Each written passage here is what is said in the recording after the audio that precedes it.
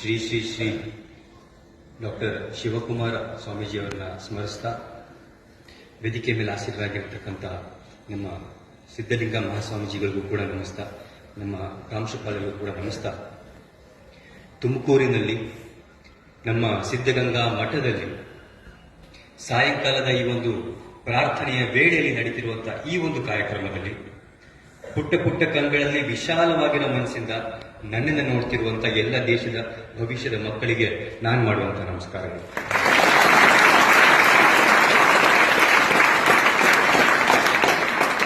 ಮೊದಲನೇದಾಗಿ ಸ್ವಾಮೀಜಿಯವರ ಪಕ್ಕ ಕುತ್ಕೊಳ್ಳೋದೇ ನನ್ನ ಜೀವನದ ಒಂದು ದೊಡ್ಡ ಒಂದು ಸಾಧನೆ.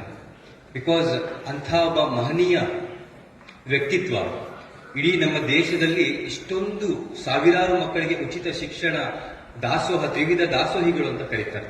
ಸೊ ಈ ಒಂದು ಮಠಕ್ಕೆ ಬಂದು ನಿಮ್ಮನ್ನ ಕುರಿತು ಮಾತಾಡೋದೇ ನನಗೆ ಬಹಳ ದೊಡ್ಡ ಹೆಮ್ಮೆ ಮಕ್ಕಳ. ನೀವೆಲ್ಲರೂ ಕೂಡ ಎಷ್ಟು ಪುಣ್ಯವಂತರು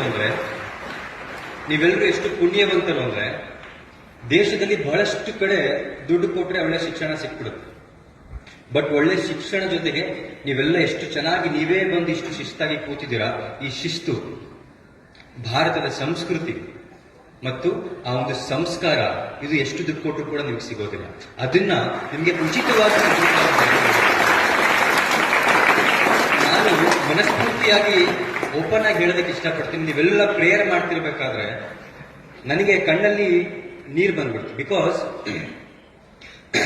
ಇವತ್ತೆಂಥ ಒಂದು ಕಾಲದಲ್ಲಿ ನಾವು ಬದುಕ್ತಿದ್ದೀವಿ ಅಂದ್ರೆ ನಮ್ಮ ಸ್ವಂತ ಮನೆಯವ್ರನ್ನೇ ನಾವು ನೋಡ್ಕೊಳ್ಳೋದಕ್ಕೆ ಹಿಂದೆ ಮುಂದೆ ನೋಡ್ತೀವಿ.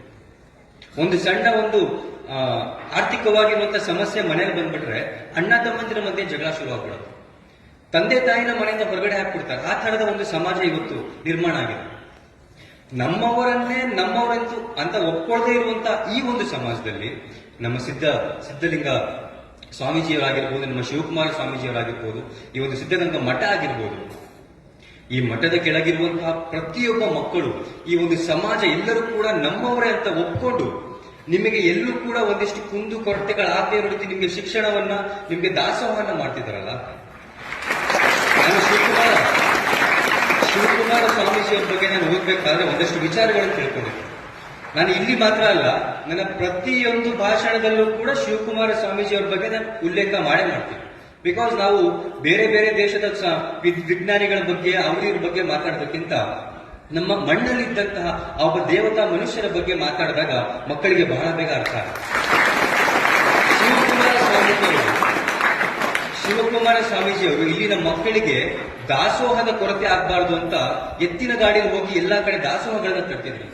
ತಾವೇ ಮುದ್ದೆಯನ್ನ ತಿರುಗಿ ಮಕ್ಕಳಿಗೆ ಊಟ ಹಾಕ್ತಿದ್ರಂತೆ. ತಾವೇ ಒಂದು ಪಾಠವನ್ನ ಹೇಳ್ಕೊಡ್ತಿದ್ರಂತೆ. ಈ ಒಂದು ಕೆಲಸವನ್ನ ಮನುಷ್ಯರು ಮಾಡೋದಕ್ಕೆ ಸಾಧ್ಯ ಇಲ್ಲ. ಇಡೀ ಒಂದು ಪ್ರಪಂಚವನ್ನ, ಇಡೀ ಒಂದು ಸಮುದಾಯವನ್ನ, ಇಡೀ ಒಂದು ಸಮಾಜವನ್ನ ನನ್ನವರು ಅನ್ಕೊಂಡು ಅವರಿಗೋಸ್ಕರ ಇಡೀ ಜೀವಮಾನ ಕಳೆದ್ರಲ್ಲ, ಇದು ಮನುಷ್ಯರ ಕೈಯಲ್ಲಿ ಸಾಧ್ಯ ಇಲ್ಲ. ಇದು ದೇವರ ಕೈಯಲ್ಲಿ ಮಾತ್ರ ಸಾಧ್ಯ. ಅದಕ್ಕೆ ಈ ಪ್ರಪಂಚ ನಮ್ಮ ಶಿವಕುಮಾರ ಸ್ವಾಮೀಜಿಯವರನ್ನ ನಡೆದಾಡುವ ದೇವರು ಅಂತ ಕರೆದ್ರು. ಸೊ ಈ ಒಂದು ಪುಣ್ಯ ಭೂಮಿಲಿ ಓದ್ತಿರುವಂತಹ ನೀವೆಲ್ಲರೂ ಕೂಡ ಪುಣ್ಯವಂತರು ಮಕ್ಕಳ. ನಾನು ಎಲ್ಲಿ ಹೋದ್ರು ಕೂಡ ಹೇಳ್ತಿರ್ತೀನಿ, ನಮ್ಮ ಕೈ ಹಿಡಿದು ನಮ್ಮ ಜಾತಕ ಹೇಳುವಂತಹ ಗುರುಗಳಿಗಿಂತ ನಮ್ಮ ಕೈ ಹಿಡಿದು ನಮ್ಮ ಭವಿಷ್ಯವನ್ನು ರೂಪಿಸುವಂತಹ ಒಬ್ಬ ಗುರುಗಳು ಬಹಳ ಶ್ರೇಷ್ಠರು.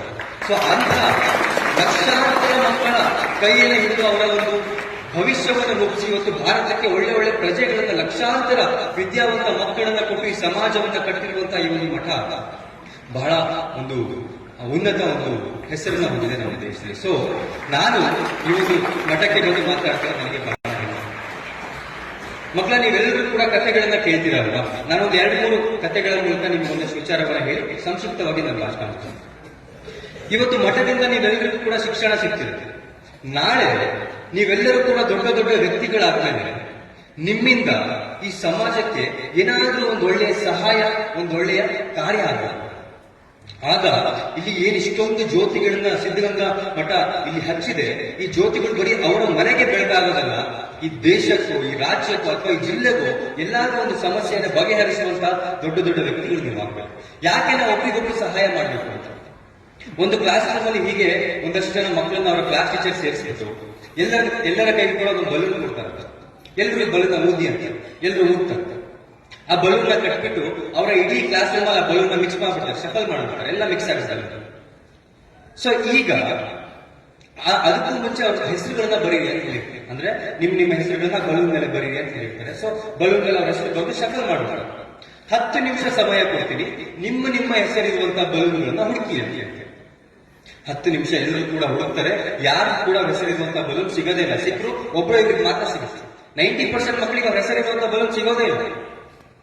ಆಮೇಲೆ ಟೀಚರ್ ಮತ್ತೆ ಎಲ್ಲರೂ ಕೂಡ ಕರೆದು ಮತ್ತೆ ಅವರ ಕೈಗೆ ಅವರ ಹೆಸರಿರುವಂತಹ ಬಲೂನ್ ಕೊಟ್ಟು ಈಗ ಇದನ್ನ ಶಫಲ್ ಮಾಡಿ, ಬಟ್ ಈ ಸರಿ ಒಂದು ಸಣ್ಣ ಬದಲಾವಣೆ ಮಾಡ್ತೀನಿ ನಾನು. 10 ನಿಮಿಷ ಸಮಯ, ಆದರೆ ಈ ಸತಿ ನಿಮಗೆ ಯಾರ ಹೆಸರಿರುವಂತಹ ಬಲೂನ್ ಸಿಗುತ್ತಲ್ಲ, ನಿಮ್ಮ ಸ್ನೇಹಿತರ ಹೆಸರಿರುವಂತಹ ಬಲೂನ್ ನಿಮಗೆ ಸಿಕ್ಕರೆ ಅದನ್ನ ತಗೊಂಡು ನಿಮ್ಮ ಸ್ನೇಹಿತರಿಗೆ ಕೊಡಿದಂತೆ. 1 ನಿಮಿಷದಲ್ಲಿ ಆಟ ಮುಗಿದೋಗುತ್ತಂತೆ. ಎಲ್ಲರ ಕೈಯಲ್ಲೂ ಕೂಡ ಅವರವರ ಹೆಸರಿರುವಂತಹ ಬಲೂನ್ಗಳು ಸಿಗುತ್ತೆ. ಇದರಿಂದ ನಾವೇನ್ ಅರ್ಥ ಮಾಡ್ಕೋಬಹುದು ಅಂದ್ರೆ, ನಾವು ಯಾವಾಗ ನಮಿಗೋಸ್ಕರ ಅಂತ ಬದುಕ್ತೀವಲ್ಲ ಆಗ ಜೀವನ ಕಷ್ಟ. ನಾವು ಯಾವಾಗ ನಮಿಗೋಸ್ಕರ ಅಂತ ಬದುಕ್ತಾ ನಮ್ಮ ಸುತ್ತಮುತ್ತ ಇರುವಂತಹ ಜನಗಳಿಗೋಸ್ಕರ, ಈ ಸಮಾಜಕ್ಕೋಸ್ಕರ ಅಂತ ಬದುಕ್ತೀವಲ್ಲ ಆಗ ಜೀವನ ಸುಲಭ. ಸೊ ನೀವು ಇಲ್ಲಿಂದ ವಿದ್ಯೆಯನ್ನ ಕಲಿತು ಹೊರಗೆ ಹೋಗಿ ನೀವೆಲ್ಲರೂ ಕೂಡ ಮುಂದೆ ಪ್ರಜೆಗಳಾಗ್ತದೆ. ನಿಮ್ಮಿಂದ ಈ ಸಮಾಜಕ್ಕೆ ಏನಾದ್ರೂ ಒಂದು ಕಾಣಿಕೆ ಆಗ್ಬೇಕು. ಸಿದ್ಧಗಂಗಾದಲ್ಲಿ ಓದಿರುವಂತಹ ಒಬ್ಬ ಹುಡುಗ ನಮ್ಮ ಒಂದು ಸಮಾಜಕ್ಕಿಂತ ಒಂದು ಕೆಲಸ ಮಾಡೋದಂತ ಆಗಬೇಕು. ಅದು ನಿಜವಾದ ಶಿಕ್ಷಣದ ಒಂದು ಮೌಲ್ಯ. ಆಗ ನೀವು ಕಲಿತಿರುವಂತಹ ಒಂದು ಶಿಕ್ಷಣಕ್ಕೆ ಒಂದು ಅರ್ಥ ಸಿಗುತ್ತೆ. ಯಾಕೆ ಬೇಕು ನಮ್ಗೆ? ಇವಾಗ ನಿಮ್ಗೆ ಇಲ್ಲಿ ಪಾಠ ಮಾಡಬಹುದಿತ್ತು, ಪಾಠ ಮಾಡಿ ನಿಮಗೆ ಹಾಗೆ ಕಳಿಸಬಹುದಿತ್ತು. ಯಾಕೆ ನಿಮ್ಗೆ ಶಿಸ್ತು ಕಳಿಸ್ತಿದ್ದಾರೆ? ಯಾಕೆ ಪ್ರತಿದಿನ ನಿಮಗೆ ಪ್ರೇಯರ್ ಮಾಡಿಸ್ತಿದ್ದಾರೆ? ಯಾಕೆ ಇಷ್ಟೊಂದು ಸಂಸ್ಕೃತಿ ಕೊಡ್ತಿದ್ದಾರೆ? ಒಬ್ಬ ಹೀಗೆ ಅವರ ತಂದೆ ತಾಯಿ ಮನೆಯಲ್ಲಿ ತುಂಬಾ ಸಂಸ್ಕಾರ ಹಾಕಿ ಒಬ್ಬ ಹುಡುಗರನ್ನ ಬೆಳೆಸಿರ್ತಾರೆ. ಬಟ್ ಅವನಿಗೇನು ಅಂದ್ರೆ, ನನಗೆ ಯಾಕೆ ಇಷ್ಟು ಶಿಸ್ತು ಕಳಿಸ್ತಾರೆ, ನಮ್ಮ ಅಪ್ಪ ಅಮ್ಮ ಬರೀ ನನಗೆ ಬೈತಾರೆ ಅನ್ನೋ ಮನಸ್ಸಿರ್ತಾರೆ. ಸೊ ಡಿಗ್ರಿ ಮುಗಿಸ್ತಾನೆ, ಒಂದು ಇಂಟರ್ವ್ಯೂಗೆ ಯಾಕೆ ಹೋಗ್ಬೇಕಾಗಿದೆ. ಅವ್ನು ಇಂಟರ್ವ್ಯೂಗೆ ಹೋಗೋದಕ್ಕಿಂತ ಮುಂಚೆ ಅವ್ನು ಅನ್ಕೊಂತಾನೆ, ಇವತ್ತು ಬೆಂಗಳೂರಿಗೆ ಹೋಗ್ತಿದ್ದೀನಿ, ಇಂಟರ್ವ್ಯೂನ ನಾನು ಸೆಲೆಕ್ಟ್ ಆಗ್ಬಿಟ್ರೆ ನಮ್ಮ ಅಪ್ಪ ಅಮ್ಮನಿಂದ ದೂರ ಹೋಗ್ಬಿಡ್ಬೋದು, ಹೇಳೋರು ಕೇಳೋದಿರಲ್ಲ, ನಾನು ಆರಾಮಾಗಿರ್ಬೋದು ಅಂತ. ಸೊ ಈ ಮನಸ್ಥಿತಿಗೆ ಅವ್ನು ಹೋಗ್ತಾನೆ. ಆ ಇಂಟರ್ವ್ಯೂ ರೂಮ್ ಒಳಗೆ ಹೋಗ್ತಿರ್ಬೇಕಾದ್ರೆ ಅಲ್ಲೇ ಆಫೀಸ್ ನ ಕಾಂಪೌಂಡ್ ಮೇಲೆ ಒಂದು ಬೆಳಗಿನ ಜಾವ 10 ಗಂಟೆ ಸುಮಾರು ಒಂದು ಬೆಳಕಿನ ಒಂದು ದೀಪ ಹೊಳಿತಿರುತ್ತೆ. ತಕ್ಷಣ ಅವ್ರಿಗೆ ಅವ್ರ ತಂದೆ ಹೇಳಿ ನೆನಪು ಬರುತ್ತೆ, ನಾನು ಕಷ್ಟಪಟ್ಟು ಕರೆಂಟ್ ಅಲ್ಲಿ ಕಟ್ತೀನಿ ಕಣೋ, ಬೆಳಗಿನ ಜಾವ ಎಲ್ಲಾರು ದೀಪ ಹೊಡಿತಿದ್ರೆ ಅದನ್ನ ಆಫ್ ಮಾಡು ಅಂತ ಅವ್ರ ತಂದೆ ಹೇಳಿರ್ತಾರೆ. ಅದು ನೆನಪಾಗುತ್ತೆ. ಅವ್ನು ಹೋಗಿ ಅದಕ್ಕೆ ಚಾಪ್ ಮಾಡ್ತಾನೆ. ಇನ್ನು ಒಳಗಡೆ ನಡ್ಕೊಂಡು ಹೋಗ್ತಾನೆ. ಆಫೀಸ್ ನ ಕಾರಿಡಾರ್ ಅಲ್ಲಿ ಒಂದಷ್ಟು ಬಿಸ್ಕೆಟ್ ಪ್ಯಾಕೆಟ್, ಒಂದಷ್ಟು ಚಾಕ್ಲೇಟ್ ಪ್ಯಾಕೆಟ್ ಹಂಗೆ ಬಿದ್ದಿರುತ್ತೆ. ತಕ್ಷಣ ತಂದೆ ಮತ್ತೆ ಹೇಳಿ ನೆನಪಾಗುತ್ತೆ, ನಿಮ್ಮಮ್ಮ ತುಂಬಾ ಕಷ್ಟಪಟ್ಟು ಕಸ ಗುಡಿಸ್ತಾರೆ, ಮನೆಯೆಲ್ಲ ಸ್ವಚ್ಛ ಇಟ್ಕೊಂತಾರೆ, ನಿಮ್ ಸುತ್ತಮುತ್ತ ಎಲ್ಲ ಸ್ವಚ್ಛ ಇಟ್ಕೊಂತಾರೆ ತಂದೆ ಹೇಳಿರ್ತಾರೆ. ಸೊ ಅವ್ನು ತಕ್ಷಣ ಅದನ್ನ ನೆನಪು ಮಾಡ್ಕೊಂಡು ಆ ಕಸನೆಲ್ಲ ಎತ್ತು ಡಸ್ಟ್ಬಿನ್ ಹಾಕ್ತಾನೆ. ಇನ್ನ ಮುಂದೆ ನಡೀತಾನೆ. ಇನ್ನೇನು ಇಂಟರ್ವ್ಯೂ ರೂಮ್ ಒಳಗೆ ಹೋಗ್ಬೇಕು, ಅಲ್ಲೇ ಮುಂದ್ಗಡೆ ಒಂದು ಫಿಲ್ಟರ್ ಇದ್ದ ನೀರು ಸೋರ್ತು. ಇದನ್ನ ಗಮನಿಸ್ತಾನೆ. ಅವ್ರ ತಾಯಿ ಹೇಳಿ ನೆನಪಾಗುತ್ತೆ, ನೀರನ್ನ ಮಿತವಾಗಿ ಬಳಸಬೇಕು, ಎಲ್ಲೂ ಕೂಡ ನೀರನ್ನ ಹಾಳು ಮಾಡಬಾರ್ದು. ಹೋಗಿ ಆ ನಲ್ಲಿಯನ್ನ ಸರಿಯಾಗಿ ನಿಲ್ಲಿಸ್ತಾನೆ, ನೀರು ಸೋರೋದನ್ನ ನಿಲ್ಲಿಸ್ತಾನೆ. ಇಷ್ಟು ಮಾಡ್ಬಿಟ್ಟು ಇಂಟರ್ವ್ಯೂ ರೂಮ್ ಒಳಗಡೆ ಹೋಗ್ಬಿಟ್ಟು ಅವನು ತನ್ನ ಫೈಲ್ ನ ಕೊಡ್ತಾನೆ. ಸರಿ, ನನ್ನ ಫೈಲ್ ನನ್ನ ಮಾರ್ಕ್ಸ್ ಕಾರ್ಡ್ ಎಲ್ಲ ಇದೆ ಅಂತ. ಆ ಇಂಟರ್ವ್ಯೂ ಮಾಡುವಂತವ್ರು ಆ ಫೈಲ್ ನ ಎತ್ತು ಸೈಡಿಗೆ ಇಟ್ಟು, ಯು ಆರ್ ಸೆಲೆಕ್ಟೆಡ್. ಅವನಿಗೆ ಗಾಬರಿ ಆಗ್ಬಿಡುತ್ತೆ, ನನ್ನ ಫೈಲ್ ನೋಡ್ಲಿಲ್ಲ, ನನ್ನ ಮಾರ್ಕ್ಸ್ ಕಾರ್ಡ್ ನೋಡ್ಲಿಲ್ಲ, ನನಗೇನು ಕೆಲಸ ಕೊಟ್ಬಿಟ್ರಿ ಇವರು, ಸರ್ ಏನ್ ಸರ್ ಇದು ಅಂತ ಕೇಳಿದಾಗ ಆ ಇಂಟರ್ವ್ಯೂ ಮಾಡ್ತಿರಂತ ವ್ಯಕ್ತಿ ಹೇಳ್ತಾರೆ, ಇವತ್ತು ನಾವು ಯಾರಿಗೂ ಯಾವ ಪ್ರಶ್ನೆನೂ ಕೂಡ ಕೇಳಲಿಲ್ಲ, ನಾವು ಸುಮ್ಮನೆ CCTV ಕ್ಯಾಮ್ರಾ ನೋಡ್ತಾ ಕೂತ್ಕೊಂಡಿದ್ವಿ. ನಾವು ಬೇಕು ಅಂತ ಹೊರಗಡೆ ಒಂದು ಲೈಟ್ ಆನ್ ಮಾಡಿದ್ವಿ, ಬೇಕು ಅಂತ ಅಲ್ಲಿ ಕಾರಿಡಾರ್ ಒಂದಷ್ಟು ಕಸವನ್ನ ಬಿಸಾಕ್ತಿದ್ವಿ, ಬೇಕು ಅಂತ ಅಲ್ಲಿ ಸೋರೋಕೆ ಮಾಡಿದ್ವಿ. ಇವತ್ತು ಸುಮಾರು 20-25 ಜನ ಇಂಟರ್ವ್ಯೂ ಕೊಡೋದಕ್ಕೆ ಬಂದ್ರು. ಯಾರು ಕೂಡ ಆ ದೀಪ ಆಫ್ ಮಾಡಲಿಲ್ಲ, ಆ ಕಸವನ್ನ ಇಟ್ಟು ಡಸ್ಟ್ಬಿನ್ಗೆ ಹಾಕಲಿಲ್ಲ, ಯಾರು ಕೂಡ ಸೋರ್ತಿರುವಂತಹ ನಲ್ಲಿ ನಿಲ್ಲಿಸಲಿಲ್ಲ. ಇವತ್ತು ಇಂಟರ್ವ್ಯೂಗೆ ಬಂದಂತವರಲ್ಲಿ ನೀನೊಬ್ಬನೇ ಆ ಒಂದು ಸ್ವಿಚ್ ನ ಆಫ್ ಮಾಡದೆ, ಆ ಕಸ ಎತ್ತಿ ಡಸ್ಟ್ಬಿನ್ಗೆ ಹಾಕಿದೆ, ಅಲ್ಲಿದ್ದಂತಹ ನೀರನ್ನ ಸೋರ್ತಿರುವಂತಹ ನೀರನ್ನ ಆಫ್ ಮಾಡಿದೆ.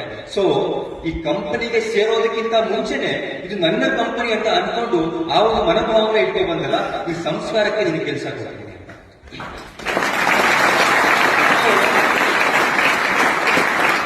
ಸೊ ಮಕ್ಕಳ, ನೀವು ಪಡೆದು ಹೋಗುವಂತಹ ಶಿಕ್ಷಣ ನಿಮ್ಮ ಕೈ ಹಿಡಿಯುತ್ತೆ ನನಗೆ ಗೊತ್ತಿಲ್ಲ. ಬಟ್ ನೀವಿಲ್ಲಿ ಪಡ್ಕೊಂಡು ಹೋಗ್ತಿರುವಂತಹ ಸಂಸ್ಕಾರ ನಿಮ್ಮ ಜೀವನ ಪೂರ್ತಿ ನಿಮ್ಮನ್ನ ಕೈ ಹಿಡಿದು ನಡೆಸುತ್ತೆ.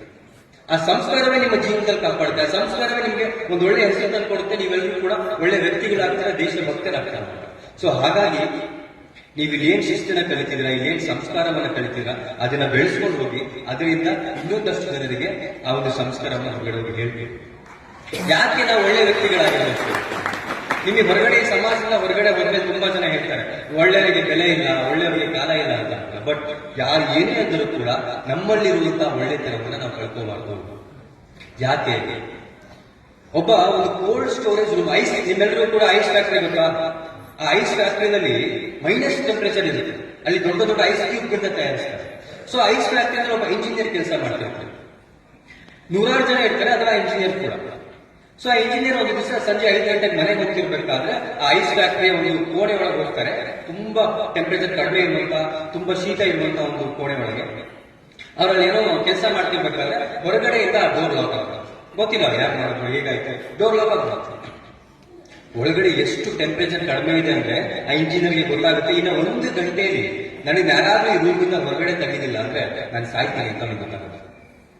ತಕ್ಷಣ ಅವ್ನು ದೇವ್ರಿಗೆ ನಮಸ್ಕಾರ ಮಾಡ್ತಾನೆ. ಅಲ್ಲಿಂದಾನೆ ದೇವ್ರನ್ನ ನೆನ್ಪು ಮಾಡ್ಕೊಂತಾನೆ, ದೇವ್ರೆ ನನ್ನಲ್ಲಿರುವಂತಹ ಒಳ್ಳೆ ಗುಣ, ನಾನು ಮಾಡಿರುವಂತಹ ಒಳ್ಳೆ ಕೆಲಸಗಳು ಏನಾದ್ರೂ ನಮ್ಮನ್ನ ಕಾಪಾಡುತ್ತೆ ಅನ್ನೋದಾದ್ರೆ ಇವತ್ತು ನನಗೆ ನಿಮ್ಮನ್ನ ಕಾಪಾಡಪ್ಪ ಅಂತ ಬೇಡ್ಬೇಡ. ಅವನ ಬೇಡ್ಕೊಂಡ ತಕ್ಷಣ ಆ ಒಂದು ಫ್ಯಾಕ್ಟರಿಯ ವಾಚ್ಮ್ಯಾನ್ ಬಂದು ಬಾಗಿಲು ತೆಗಿತಾನೆ. ಬಾಗಿಲು ತೆಗೆದು ಅವ್ರನ್ನ ಹೊರಗಡೆ ಕರ್ಕೊಂಡು ಹೋಗಿ ಅವ್ರಿಗೆ ಒಂದು ಬಿಸಿ ನೀರಿನ ಒಂದು ಕಪ್ ಬಿಸಿ ನೀರು ಕೊಟ್ಟು ಅವ್ರಿಗೆ ಒಂದು ಕಂಬಳಿಯನ್ನು ಕೊಡ್ತಾರೆ. ಆಮೇಲೆ ಇಂಜಿನಿಯರ್ ಕೇಳ್ತಾರೆ, ಅಲ್ಲ ಎಲ್ಲ ಕೂಡ ಮನೆಗೆ ಹೋಗ್ಬಿಟ್ಟಿದ್ರು, 5:05 ಆಗಿತ್ತು, ನಾವು ಒಳಗಡೆ ಬಂದಿದ್ದು ಯಾರಿಗೂ ಕೂಡ ಗೊತ್ತಿಲ್ಲ, ನಾನು ಒಳಗಡೆ ಇದೀನಿ ಅಂತ ನಿಮಗೆ ಹೆಂಗ್ ಗೊತ್ತಾಯ್ತಾ? ಆಗ ವಾಚ್ಮ್ಯಾನ್ ಸುಂದರವಾಗಿ ಉತ್ತರ ಕೊಡ್ತಾರೆ, ಮಕ್ಕಳ ಅದನ್ನ ಸರಿಯಾಗಿ ಕೇಳಿಸ್ಕೊಳ್ಳಿ. ಆ ವಾಚ್ಮ್ಯಾನ್ ಹೇಳ್ತಾರೆ, ಸರ್ ಈ ಫ್ಯಾಕ್ಟ್ರಿಯಲ್ಲಿ ಸುಮಾರು 3 ಜನ ಕೆಲಸ ಮಾಡ್ತಿದ್ದಾರೆ. ನಾನು ಪ್ರತಿಯೊಬ್ಬರು ಕೂಡ ಬೆಳಿಗ್ಗೆ ಬರುವಾಗ ಹೋಗುವಾಗ ಎಲ್ಲರಿಗೂ ಸೆಲ್ಯೂಟ್ ಮಾಡ್ತೀನಿ, ನಮಸ್ಕಾರ ನಮಸ್ಕಾರ ಅಂತೀನಿ. ಯಾರು ಕೂಡ ನನಗೆ ತಿರುಗಿ ನಮಸ್ಕಾರ ಮಾಡಲ್ಲ. ಈ ಫ್ಯಾಕ್ಟರಿಯಲ್ಲಿ ನನಗೆ ಬೆಳಿಗ್ಗೆ ಆಗಿ ಸಂಜೆ ಆಗಿ ನಮಸ್ಕಾರ ಅಂತ ವಾಪಸ್ ನಮಸ್ಕಾರ ಮಾಡಿ ತಿಂಡಿ ಆಯ್ತಾ ಊಟ ಆಯ್ತಾ ಅಂತ ಕೇಳೋರು ನೀವು ಒಬ್ರೆ. ಇವತ್ತು ಬೆಳಿಗ್ಗೆ ನೀವು ಒಳಗಡೆ ಹೋಗ್ಬೇಕಾದ್ರೆ ನನಗೆ ನಮಸ್ಕಾರ ಮಾಡಿ ಮಾತಾಡ್ಸಿದ್ರಿ, ಸಂಜೆ ಹೋಗ್ಬೇಕಾದ್ರೆ ಎಲ್ಲ ಹೋದ್ರು, ನೀವು ಬಂದಿಲ್ಲ ಅನ್ನೋದು ನನ್ನ ಗಮನಕ್ಕೆ ಸಿಕ್ತು. ಸೊ ಇಡೀ ಫ್ಯಾಕ್ಟರಿ ಹುಡುಕಿ ಲಾಸ್ಟಿಗೆ ಇಲ್ಲಿ ಬಂದೆ ಸರ್, ನೀವು ಸಿಕ್ಕಿದ್ರಿ ಅಂತ. ಸೊ ಆ ಇಂಜಿನಿಯರ್ ಹತ್ರ ಡಿಗ್ರಿ ಇತ್ತು,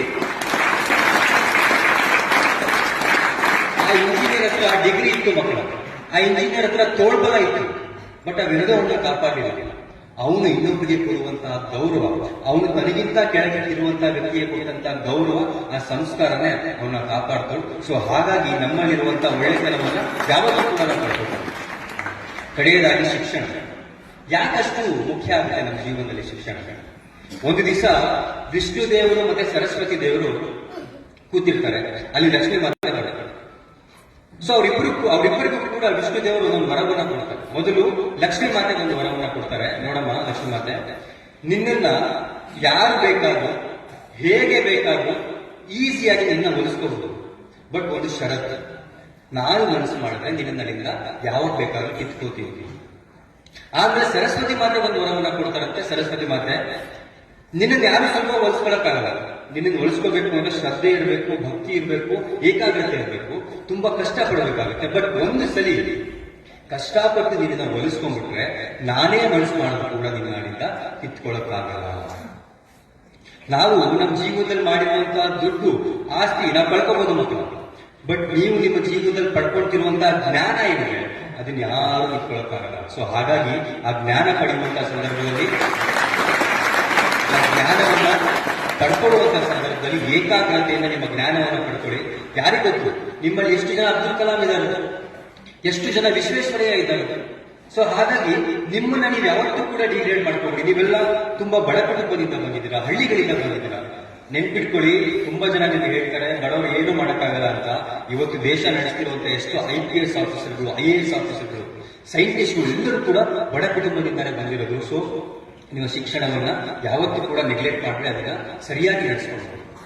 ಮತ್ತೊಂದು ಕೊನೆಯದಾಗಿ ನಾನು ಈ ಮಾತನ್ನ ತುಂಬಾ ಜಾಗಗಳಲ್ಲಿ ಹೇಳಿದ್ದೀನಿ, ಸಿದ್ಧಗಂಗಾ ಮಠದ ಬಗ್ಗೆ. ಆ ಒಂದು ಮಾತಿನ ಹೇಳಿ ನನ್ನ ಮಾತನ್ನ ಮುಗಿಸ್ತೀನಿ. ಮಕ್ಕಳ ಸುಮ್ಮನೆ ಒಂದು ಹೈಪೋಥೆಟಿಕಲ್ ಸಿಚುವೇಶನ್ ನಿಮಗೆ ಕೊಡ್ತೀನಿ, ನೀವು ಜಸ್ಟ್ ಇಮ್ಯಾಜಿನ್ ಮಾಡ್ಕೊಂಡು.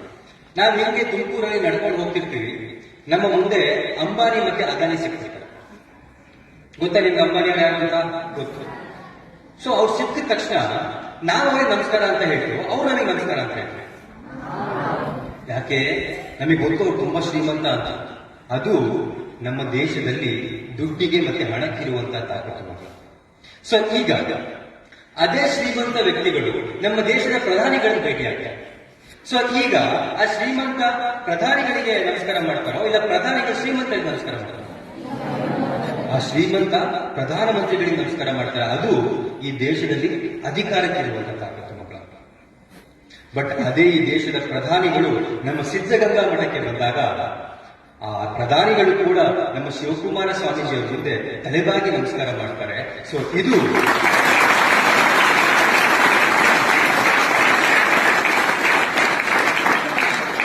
ಇದು ನಮ್ಮ ದೇಶದಲ್ಲಿ ನಿಸ್ವಾರ್ಥ ಸೇವೆಗೆ, ಜ್ಞಾನಕ್ಕೆ ಮತ್ತೆ ಗುರುಗಳಿಗಿರುವಂತಹ ತಾಕತ್ತು.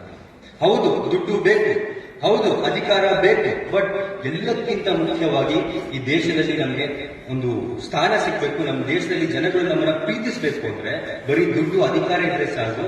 ನಿಸ್ವಾರ್ಥವಾಗಿ ಸಮಾಜಕ್ಕೆ ಏನಾದ್ರು ಮಾಡಬೇಕು ಅನ್ನುವಂಥ ಮನಸ್ಥಿತಿ, ಜ್ಞಾನ ಅವೆರಡೂ ಕೂಡ ಇರಬೇಕಾಗುತ್ತೆ. ಸೊ ನೀವೆಲ್ಲರೂ ಕೂಡ ನಿಸ್ವಾರ್ಥ ಸೇವೆ ಮಾಡುವಂತ ಮನಸ್ಥಿತಿನ ಉಟ್ಕೊಂಡು ಈ ಒಂದು ಸಿದ್ಧಗಂಗಾ ಮಠದಿಂದ ಹೊರ ಬರ್ತೀರಾ ಅನ್ನುವಂತ ಒಂದು ವಿಶ್ವಾಸ ನನಗಿದೆ. ಸೊ ನಿಮಗೆ ಕಡಿಮೆ ಸಮಯದಲ್ಲಿ ಒಂದಷ್ಟು ಸಣ್ಣ ಪುಟ್ಟ ವಿಚಾರಗಳನ್ನ ನಿಮ್ ಜೊತೆ ಹಂಚ್ಕೊಂಡಿದ್ದೀನಿ. ಇವುಗಳನ್ನ ತಲೆಯಲ್ಲಿ ಇಟ್ಕೊಂಡು ನಿಮ್ಮ ಜೀವನದುದ್ದಕ್ಕೂ ಕೂಡ ಒಳ್ಳೆಯ ವ್ಯಕ್ತಿಗಳಾಗಿ ಮುಂದೆ ಹೋಗಿ ಅಂತ ಹೇಳ್ತಾ, ನನ್ನನ್ನ ಈ ಒಂದು ಮಠಕ್ಕೆ ಕರೆದು ಮಾತನಾಡಲಿಕ್ಕೆ ಸ್ವಾಮೀಜಿಯವರ ಮುಂದೆ ಅವರ ಕಾಲಿನ ಧೂಳಿಗೂ ಕೂಡ ನಾನು ಸಣ್ಣ, ಆದ್ರೂ ಕೂಡ ಕರೆದು ಒಳ್ಳೆ ವಿಚಾರ ಮಾತಾಡ್ತೀರಾ ಅಂದ್ರೆ ನಿಮ್ಮ ಮಕ್ಕಳಿಂದ ಎಲ್ಲಿಂದ ಬೇಕಾದ್ರೂ ಕಳಿಸಿ ನಿಮ್ಗೆ ಒಳ್ಳೆ ವಿಚಾರಗಳನ್ನ ಸ್ವಾಮೀಜಿಯವರು ಕಲಿಸ್ತಾರೆ. ಸೊ ಹಾಗಾಗಿ ಇಂತಹ ಒಂದು ಮಠಕ್ಕೆ ಸಮಾಜದಿಂದ, ಈ ಮಠದಿಂದ ಸಮಾಜಕ್ಕೆ ಒಳ್ಳೇದಾಗಲಿ, ಸಮಾಜದಿಂದ ಈ ಮಠಕ್ಕೂ ಕೂಡ ಒಳ್ಳೇದಾಗಲಿ.